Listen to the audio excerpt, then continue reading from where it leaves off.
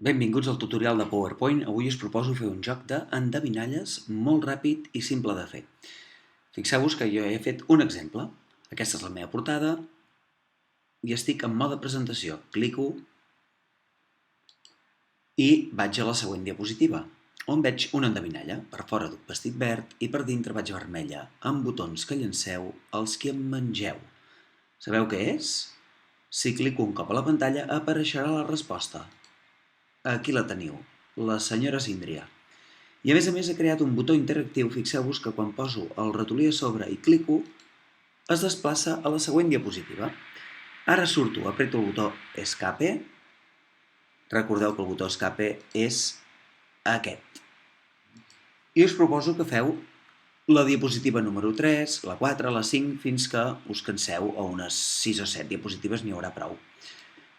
Escriure una endevinalla, posar la imatge i crear botons. Això és el que aprendrem en aquest tutorial. Primer de tot, vaig a la diapositiva número 3 i obriu la pàgina web que teniu al Moodle d'endevinalles. Aquesta és la primera que he fet. Fixeu-vos que quan cliques aquí surt la resposta.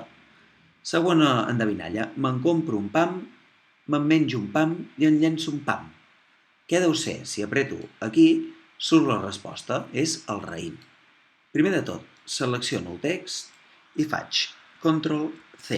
Recordeu, Ctrl+C és Ctrl tota l'estona i C una vegada. Això és per copiar. Ctrl tota l'estona i V baixa una altra vegada és per enganxar. Per tant, vinc aquí i faig Ctrl+V baixa. I ara recordeu que podeu fer les opcions de text com més us vinguin de gust des de la pestanya Inici. Canviar la lletra, canviar la mida, canviar el color.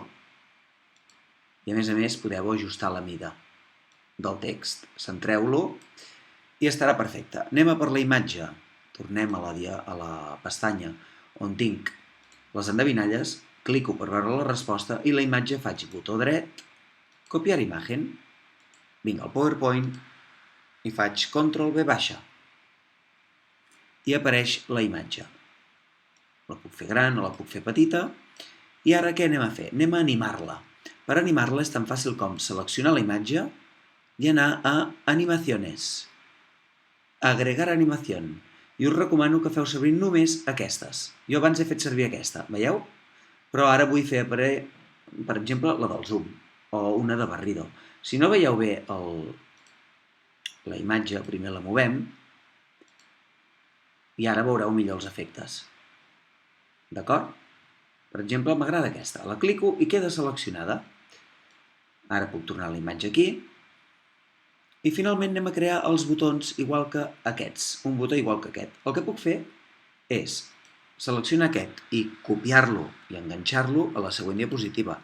Però també vull que sapigueu com es fan. Insertar, formes. I us heu de fixar amb aquests botons d'aquí. Diu botones de acció. I utilitzarem només aquests dos. Per anar endavant o per anar endarrere. En aquest cas, per anar endavant, el dibuixo, una mida petita està bé, i de seguida surt aquest menú emergent que diu que farà un hipervincle a la següent diapositiva. Acceptem. Recordeu també que si cliqueu podeu moure el botó allà on vulgueu i a més podeu anar a formato i canviar el color. El blau queda millor. D'acord? El mateix per fer que vagi endarrere. Insertar, formes, botones d'acció cap endarrere. El farem aquí, acceptem, anem a format i li canviem el color. Aquest cop taronja, per exemple, i així juguem amb el color del nostre disseny. Ja està, anem a veure el resultat. Clico la primera diapositiva, faig modo presentació, tiro endavant per veure la resposta i clico el botó aquest per anar endavant. Evidentment vaig a la diapositiva que acabo de crear. Hi ha el text, clico un cop, apareix la resposta i ara puc anar endarrere o puc anar endavant o endavant un altre cop. I ara us animo a que creeu totes les altres diapositives que queden. Aviam quantes endevinalles sou capaços de fer.